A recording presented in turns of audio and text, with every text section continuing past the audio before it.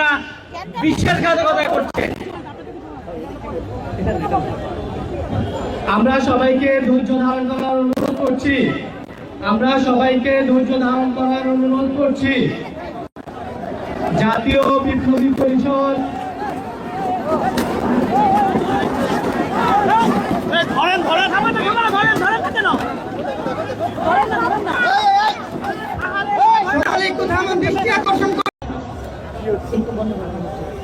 প্রিয় উপস্থিতি, এ পর্যায়ে আপনাদের সামনে বক্তব্য নিয়ে আসছেন শহীদ জাবিরের বাবা।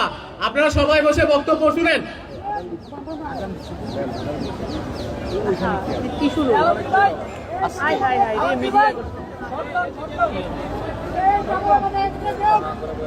আমি বললাম কি করবো,